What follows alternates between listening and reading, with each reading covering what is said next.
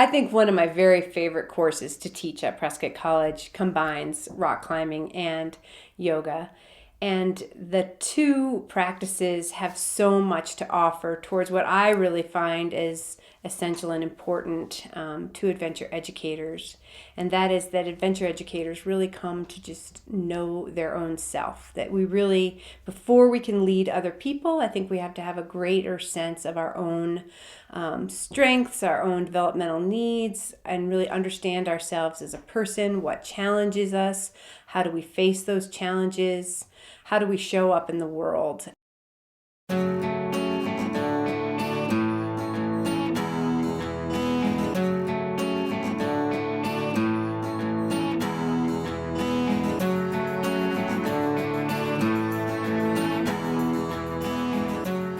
Once you kind of get into it, it seems like it's parallel in every way.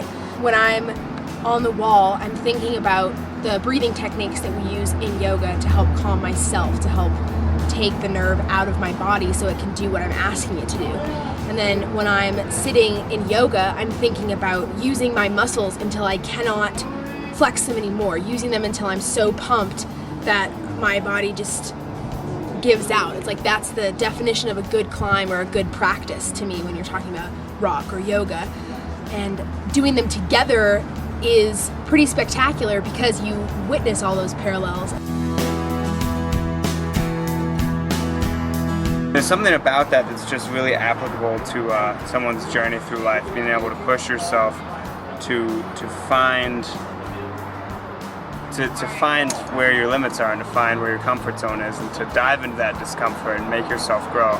Both practices really get us to kind of pause and look at ourselves and watch ourselves deal in challenging situations, watch the workings of our own minds, and watch the ways in which we kind of make decisions or handle stress and calm ourselves. I think that's when your brain really kicks in, like your mind is like, oh man, like it starts, that negative self-talk starts coming in, you're like, oh, I can't do this, I can't do this. I'll have like encouragement from my staff, from the teachers or from the students to help me get to the top. And there's something about that I don't know, realizing that you can do it and pushing through that negative self-talk in your head. It's really good for me. I guess the most important thing I've experienced is my limits and playing with my limits, whether that be mental or physical, whether that be in rock or in yoga. Learning to really step up on that foot even though it doesn't feel solid. Knowing that my belayer has me. Knowing that if I fall, that doesn't mean that I have failed. Obviously a new experience for me. I think it's been somewhat of a crash course of just like, a lot of info, a lot of technique, all at once, and just kind of soaking in what you can, Julie and Bill are great. I mean, they're both pretty badass climbers themselves, and they just work through every little step of the way with us, and are super willing to help as much as they can. And so it's been cool. I'm glad I'm doing it here.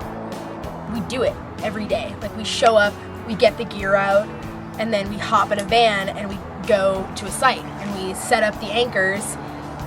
It's, pretty much the epitome of Prescott College. Like we're doing it until we are completely competent in it. I know I'm safe.